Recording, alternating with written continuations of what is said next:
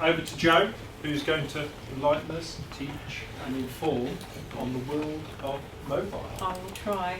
Good evening, everybody. Really nice to see you all at this lovely location. I'd like to firstly thank Sarah, Adrian and all the team at MSO for inviting me tonight. Why am I here? Now, we're actually a brand new client to MSO, and Sarah contacted me and said that you were doing this event, Technology Talks, and being a communications company, which I'll come on to in a moment, it seemed like a really nice fit for us to basically come and tell you a little bit about what we do. But what's really close to my heart is obviously seeing the crossover between what the guys at MSO are doing with web design and what we're doing with smartphones and tablets, and really how crucial that user experience on all different types of devices shouldn't be overlooked. It's really, really important. So much so that, as a new client, we've actually had to put our hand up and say, do you know what, our website isn't good enough. Now, we can develop our own websites in-house, but we're so busy developing apps and other things that we've actually, as you probably are in your own companies, whatever you want to do for your own self, you're so busy just concentrating on your own business that you can't really, get the time to do things like a brand new website that needs a bit of time and needs a bit of effort. So Sarah's building 2 websites for us, really excited. The first one for Active, I hope that it will be ready within the next sort of 3 or 4 weeks. So if you get a chance to, you remember. I'd love it to be done by the end of April, but when it is ready, I'll make sure Sarah lets you know, and we'd love some feedback. Because as you're going to see in a moment, I'm really passionate about our company. It's a company I started with my brother Richard 18 years ago. We've been in mobile a long time, so we've seen so many changes in the industry over that time, as you can probably imagine. Technology is not getting any smaller, and it's also just changing so much, it's really keeping us on our toes. So our industry and our company is very vibrant at the moment. So let me give you a few images. Now, I apologise, my presentation isn't as slick as Sarah's, because that's not what I do for a living, but I will do my best. So this is what it feels like at Active Digital. So we're a business mobile communications company. We put our customer at the heart of everything that we do. We primarily have a very good relationship with Telefonica O2 and have done for over a decade. We've been their Partner of the Year on a number of occasions. And what we do is we service manage the contracts. So for customers like yourselves sitting here who have mobiles and tablets, we basically sign a contract with ourselves and O2, and the network does its job, but we manage you on your day-to-day. And we're very passionate about giving business customers a fantastic service. And we've won a lot of awards for it, as you can see here. So say Partner of the Year on a number of occasions with O2. This guy down here is someone that we get on very well with, which is Ben Dowd, who's a business director who's one down from Ronan Dunn, so we get on really well with Ben. He's very passionate about business and very passionate about new companies starting up as well. We're very pleased that we have quite a good relationship with a lot of rugby teams. There's a couple of people in the middle here on this picture, which is Owen Farrell and Richard Wigglesworth, who both play for Saracens, and obviously Owen is the England fly half, but he's injured at the moment, as you probably know. But having influential people coming into our company is really fantastic to see. Okay, so I know I'm badgering on about awards. You're very good at them, Joe, I have to say. I've just got back from Las Vegas because we picked up another international award, which is great. So, what makes it so special? So it's all about the experience, and again, that's really coming on to what Sarah was saying. So we provide a product that everybody needs. We sell a product that everybody has in their pockets probably tonight. So what's really important is when that goes wrong, or if it's not working efficiently and you need support, we are that go-to company, and we've done very well at looking after businesses of all sizes. So the smallest client we might look after might have something like 5 mobile phones, up to our largest clients where we service around 3,000 mobiles. So we look after, say, a lot of sports teams, which you'll see in a moment. We also look after quite a lot of pharmaceutical and NHS trusts as well. So it is a real diverse range of clients that we are managing. And you'll see a lot of the awards that we've entered are all service related. And one of the really important things for our new website is, I'm going to throw loads of messages at you today, so I'm a perfect example of what Sarah was saying. I come in and I tell her all these amazing things that we want to shout about, but the content has to be right in how it's really going to be made up on that new site. So it's going to be really interesting to see what Sarah can do with all this, really. Okay, so just talking about the ambassadors again, because we've got these fantastic people that support us in our business. My brother is very pally with Steve Backley, who actually sort of comes from the area, actually Bexley Heath, and we're seeing a lot of interesting stats about performance in the workplace and performance in sport.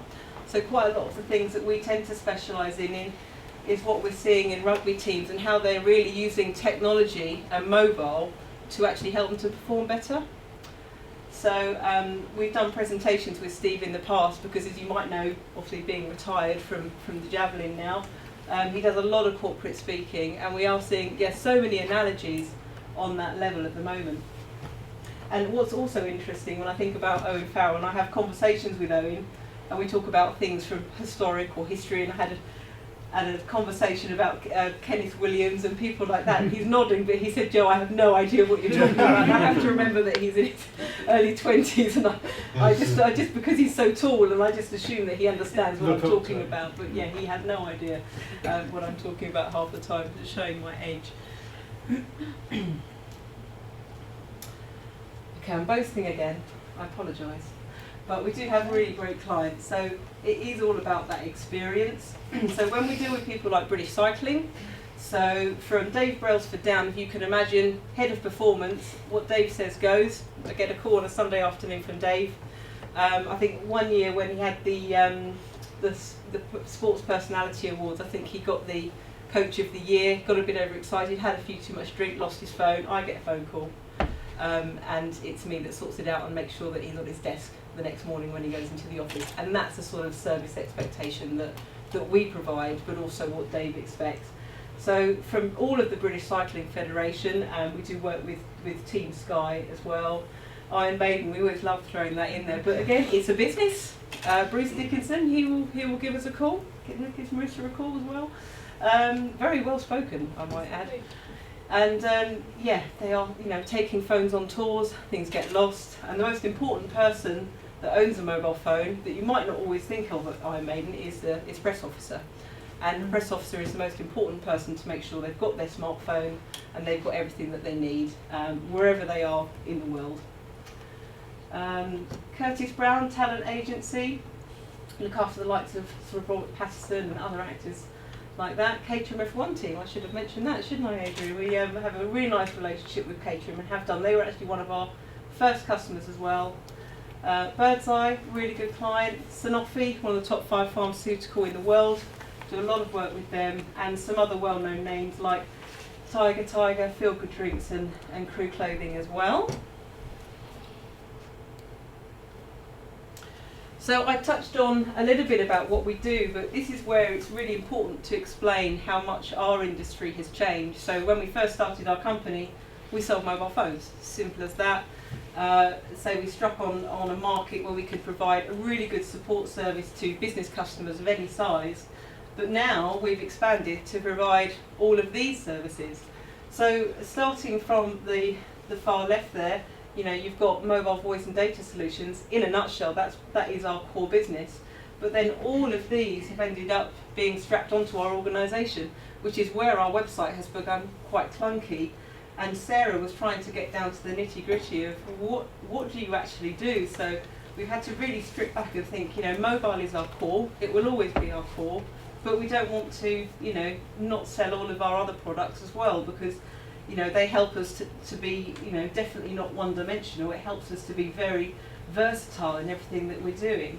The data support is part of the sort of award-winning backup. We get a lot of rugby players contacting us.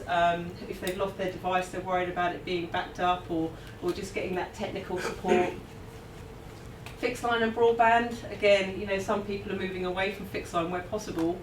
It does seem a little bit old-fashioned, but for many of us sitting here today, we probably still have fixed lines in the office. So as long as there's a need, we'll continue to do that. And for us as a business, it's great because if we're selling the mobile and the fixed and the broadband, obviously it makes our customers a bit stickier because we do more than one product. We should also mention sort of Office 365. I'm going to touch on that a little bit later, but everybody uses Microsoft. So we're seeing that Microsoft 365 is now adaptable over tablets, over different devices. So it is about giving everyone the right experience and giving everybody the right products and the right tools and able to do your job over any different platform. App development, again, I'm going to talk about that a little bit later, but apps are everywhere, as Adrian quite rightly said. The market is booming. There's some great stats that I can share with you a bit later, and it's so important that obviously we have to develop our own apps. We probably wouldn't be innovative if we didn't. So we've had some really fantastic work that I'm going to show you in a little while.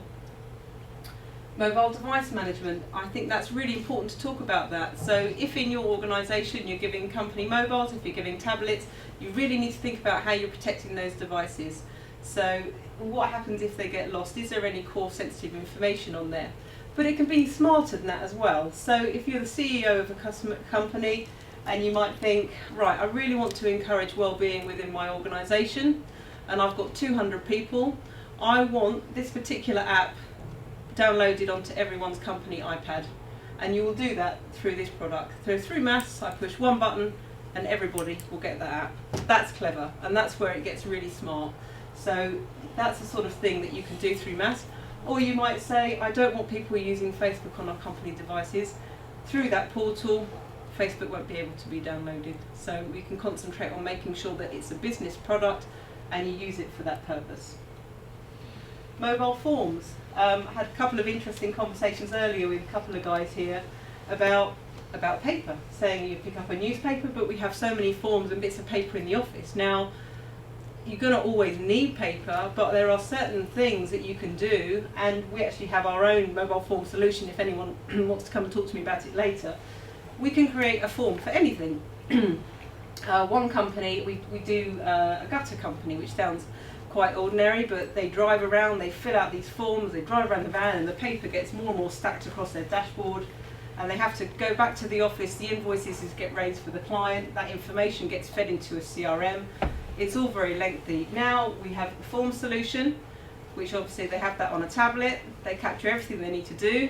It's a lone worker as well because it's GPS stamped, so from an office perspective they know that they're safe. And they also know that invoices get paid, it can be capture signature, it's all done, straight back into the CRM. The person sitting in the office, it's all done. So whatever type of business you are, there is a form that's available, and we can make things a lot easier for you guys. And the device and training, one thing we have won a lot of awards for is the experience from start to finish. So if we are giving out products, it's really important that we just don't send you a massive box of phones and you sort yourself out. We actually do a lot of on-site training, which we do on quite a big scale. We've got companies over 9 different offices, so we can visit over 9 different offices. We do workshops like we do here, up to 25 people in a workshop. A lot of customers obviously changing from BlackBerry, mostly to iOS is the trend that we've set. So from people going from using a QWERTY keyboard, there's some people in the room that said, I've never used a touchscreen smartphone in my life, so you're going to have to help me out. So we've got a real variety of clients that we're trying to work with, and making sure that the experience they get when they leave that room is that they felt like they really know how to use that device, they know how to use it really well, and they'll basically get the right experience from start to finish. Okay, so we talked a little bit about apps. So 75 billion apps have been downloaded. And one of the things Sarah and I have talked about that's really interesting is, obviously the game market is where it all started. But the biggest growth in apps at the moment is business apps, and you might not think that. Obviously health and fitness, it's all up there, but business is the biggest growth. So one of the things that we're involved in is obviously building apps for different types of companies, and again I'm going to come on to that in a few moments of what we've been up to. But there is a big demand there.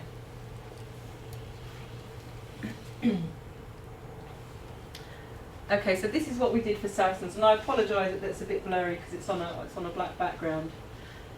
So my brother went up to see Saracens when we sort of started the relationship, and one thing he noticed that they were doing is once they finish a game, they all sit down, they sit with all the coaches, they sit with the head of performance, and they basically get handed out a lot of paper. It's basically how they've done, how they've performed, the match analysis.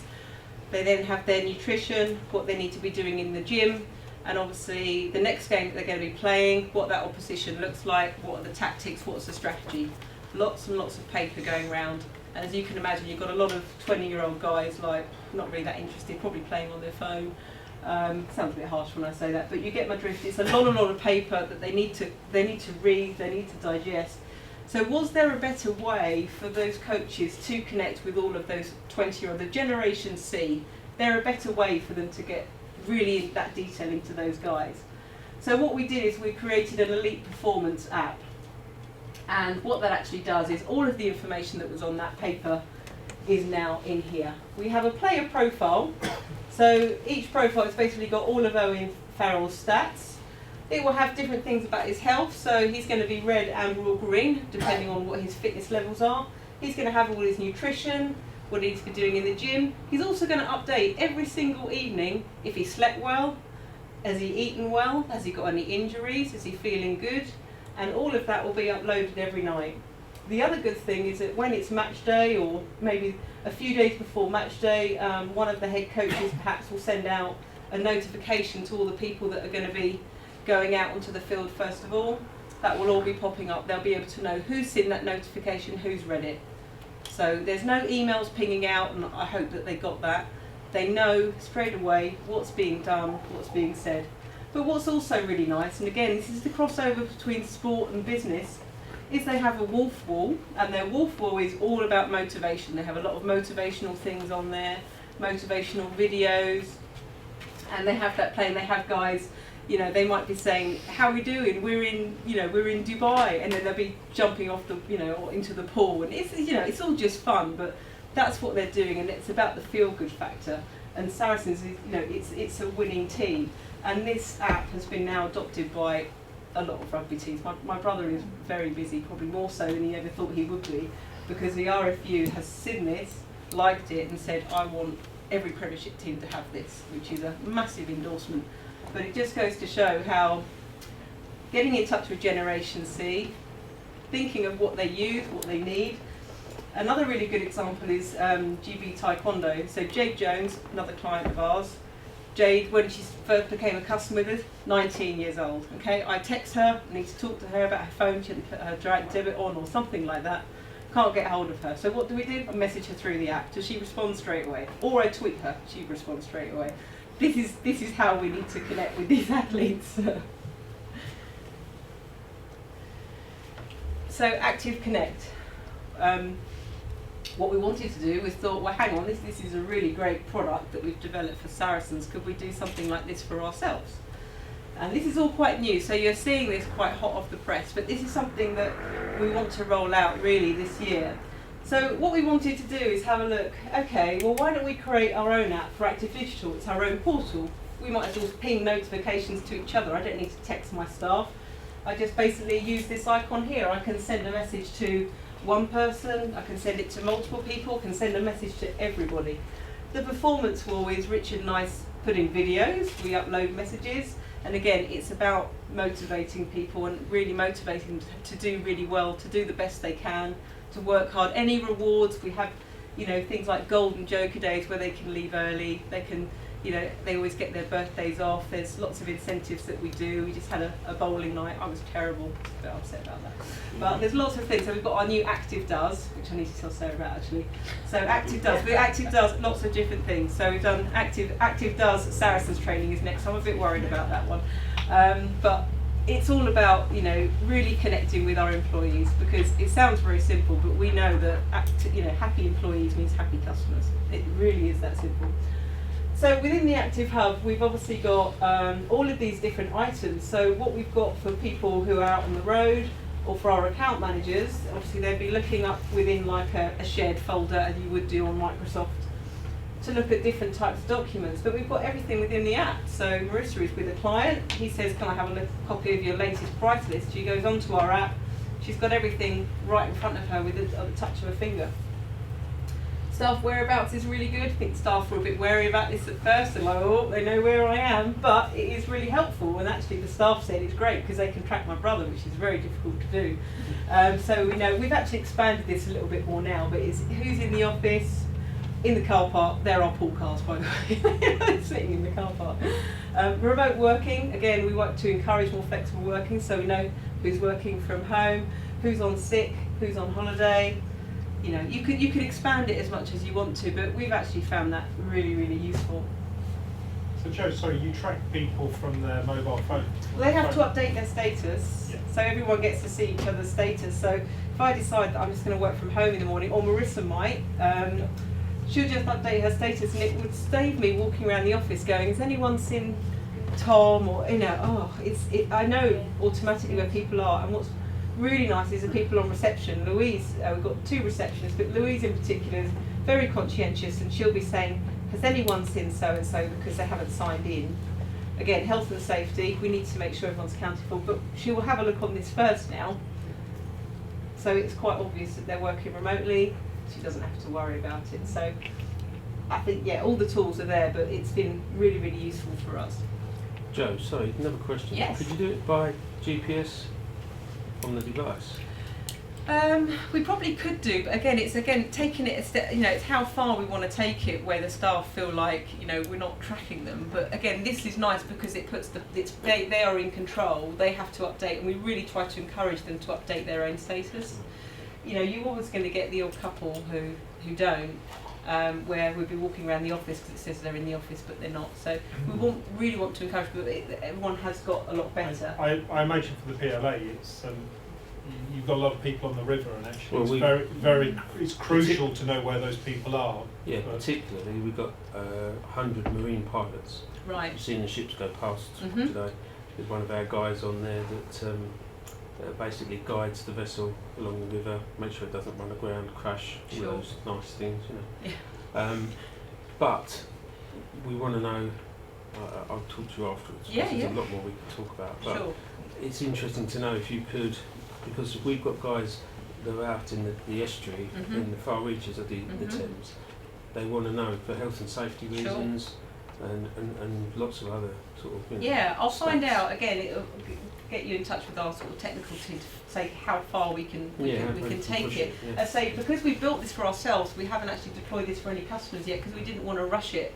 And I say that's why I say you're my guinea pigs really, to have a look at it and tell me what you think.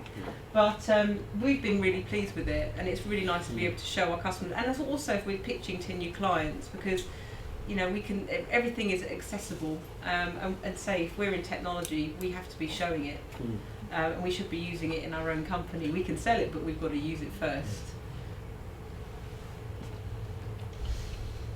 Okay, to talk a little bit about changing mobile market. A lot of this you've probably seen in the news, but it is pretty big news, so we do need to cover it today, I feel. So lots of movers and shakers in the industry at the moment. And when you were talking earlier, Adrian, about carrying the old mobile phone, 1985, Vodafone made the first phone call, first mobile call, and now we've got a situation where Vodafone are going to be the smallest network. You know, Vodafone were always the biggest. With Vodafone, we're very powerful, we're very dominant, and they're not now. So BT and EE merging together, I say we work really well with O2, but we do have some clients on EE and a little bit on Vodafone if they're very, if that suits them. You can't put everybody into the same box. But this is, it's a pretty big deal. So they're going to become quite a large entity. O2 have an agreement with BT Wholesale, so it's quite interesting to see what that's going to happen with the OpenReach side. Again, I mentioned that we have clients on the fixed line.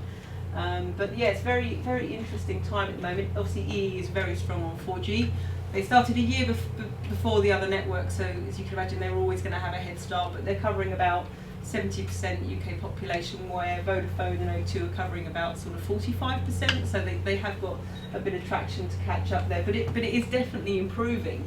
And one thing that I can confirm is you might have noticed that the networks have been a bit up and down lately, all across the UK. So one thing that has happened that you might be interested to know is the Beacon project between O2 and Vodafone basically came together to share their networks. Now, for two organisations that pretty much very dislike each other, for them to actually share networks, what they needed to do is they've got to build better networks. So from 1985 onwards, you can imagine networks are getting a bit old, a bit clunky. They needed to upgrade 2G. 2G obviously carries all of our voice calls.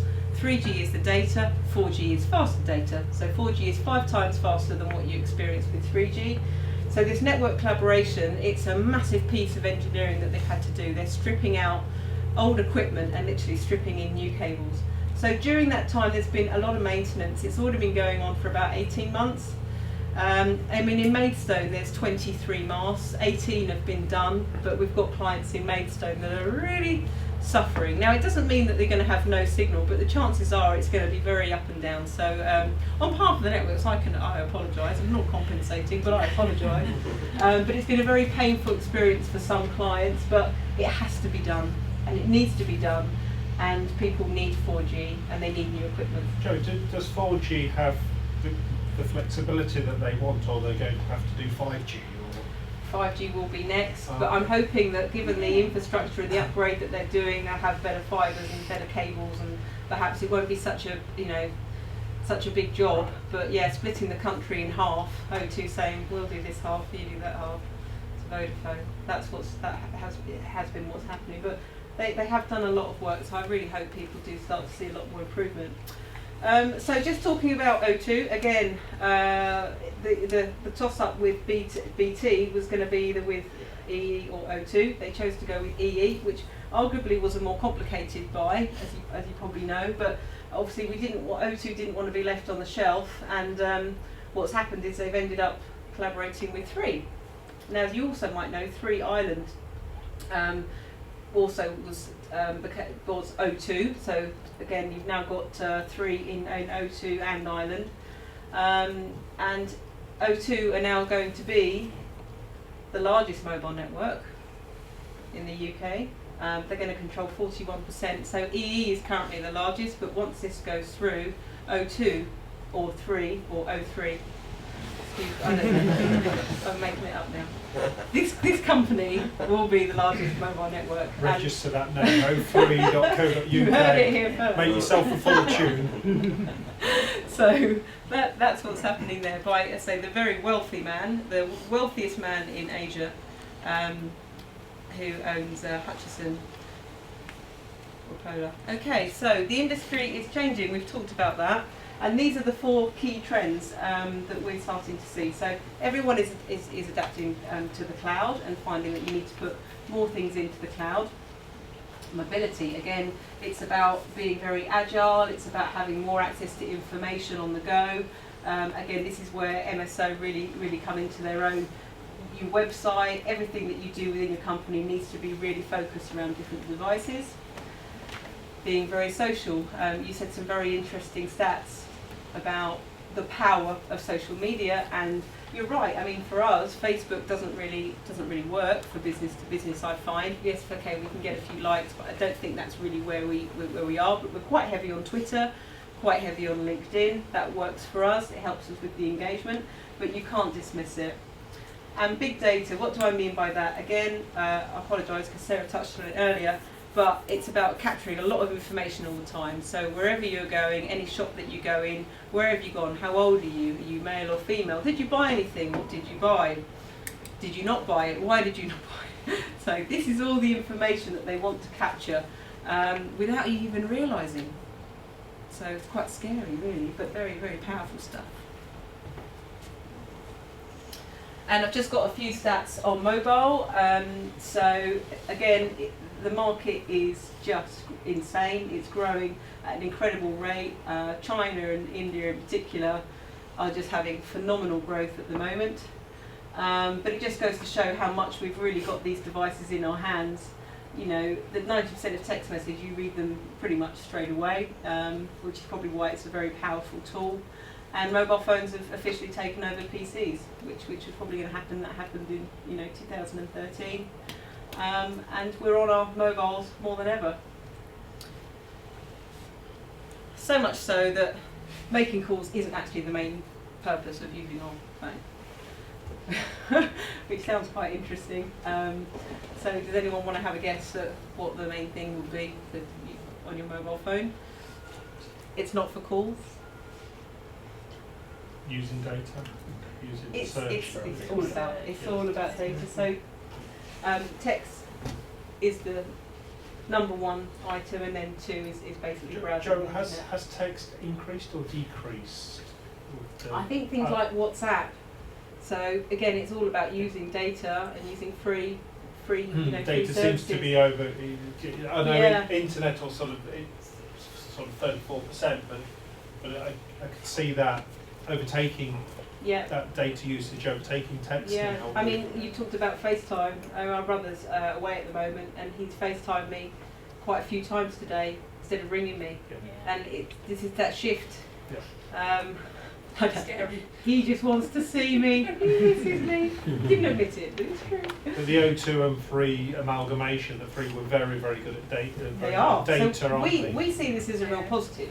Because obviously with BT tying up with EE, we wouldn't want O2 to be left on a shelf because we've got quite a big partnership with them.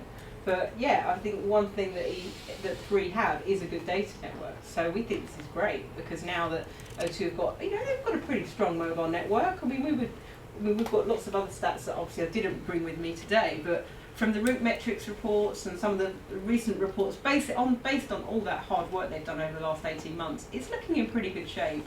I was talking to a guy earlier, wasn't I? Talking about Vodafone, how much you dislike Vodafone.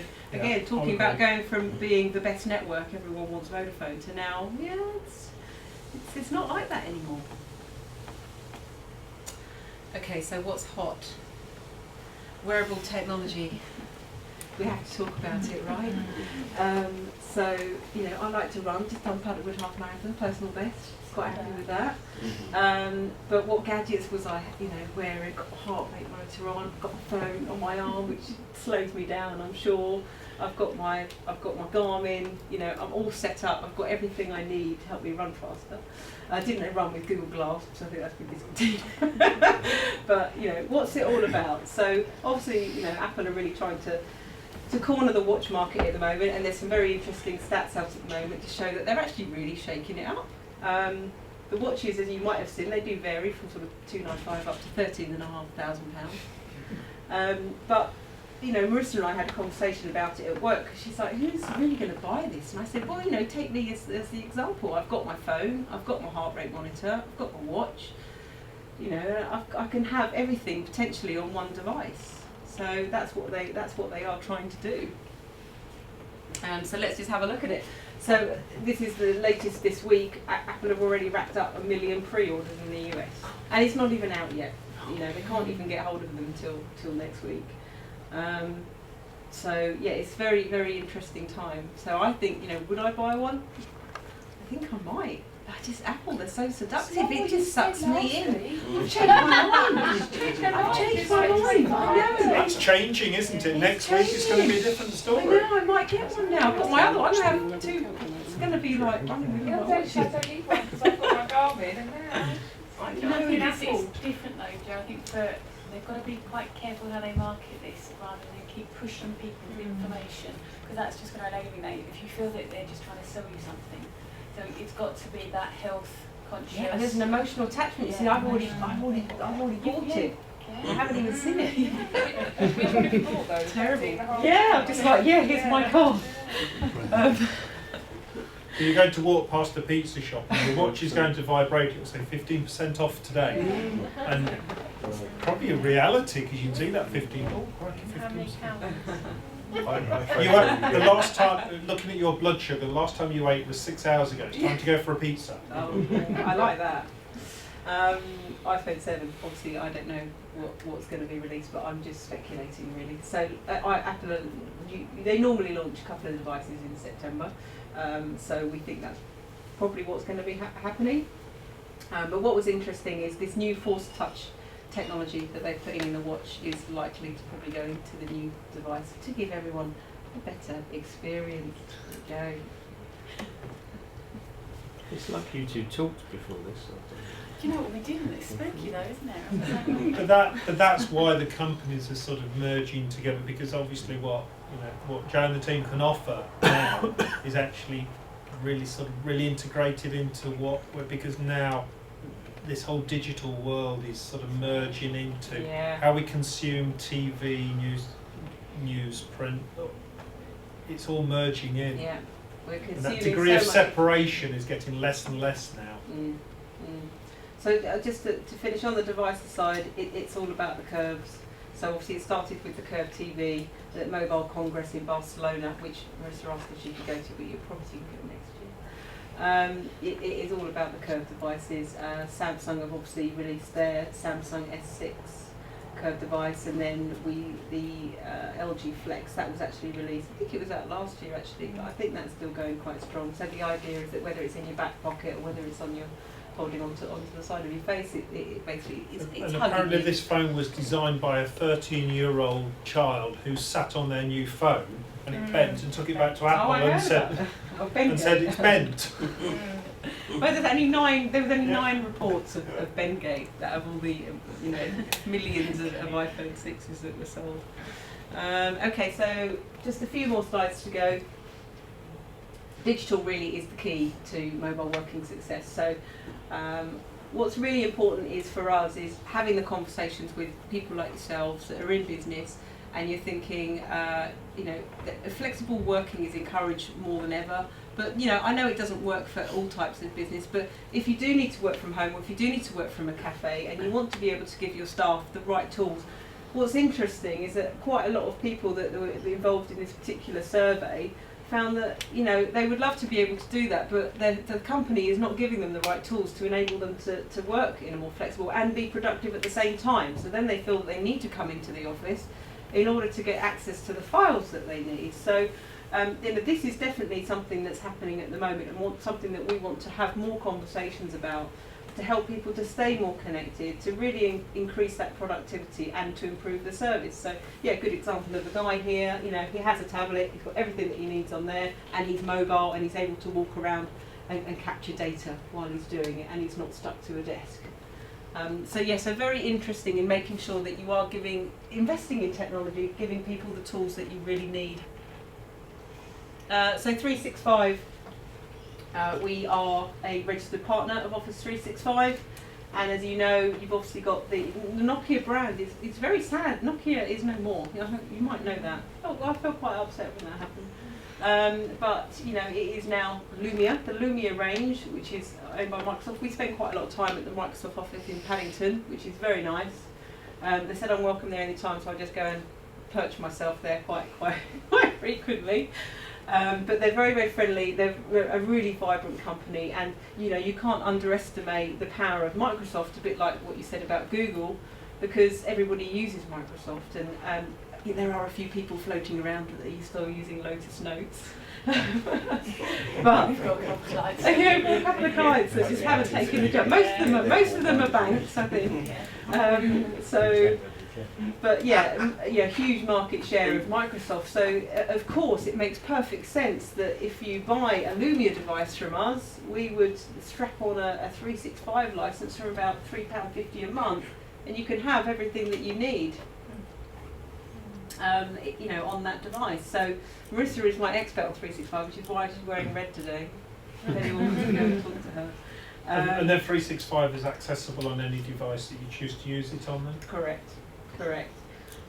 And what's really great is O2 are Microsoft's sort of largest partner. They won like the global Microsoft Partner of the Year. And what we've even negotiated, which is great, is two major selling points really. Firstly, our price is cheaper than Microsoft directly, really great. And secondly, we add it onto your O2 Blue bill if you're an O2 customer. So again, it's really good from a cash flow perspective, because you used to always buy your licenses, you go buy them in the packs and you buy up front. Don't need to do that anymore. So really good for business of all sizes, where it's manageable, it's on your mobile bill, it's on your phone. And the Lumia devices are really great if you haven't had a chance to look at them. Again, we often do events, so if you're interested in coming to an event, do let us know. But they do really good sort of demonstrations with all of the devices, and they're very affordable. Again, iPhone is very expensive to deploy across companies. I mean, we had one client who did quite a big changeover from BlackBerry to iPhone 5C. They took about 1,000 of them, but you can imagine it's a big investment, a big decision, but sometimes if they're global organisations, they'll tend to follow what the other country may be doing. But they have been, again, they're investing in technology, they've made a commitment, they've got the mobile device management that I mentioned, so they've got complete control over what goes on that device. and you know, they're able to get all of the services and all of the apps that they need. So that is me. I hope that was insightful, interesting, and I say I'm going to be hanging around for a little bit, so if anyone wants to talk to me, please come and see me. Thank you very much. Yeah.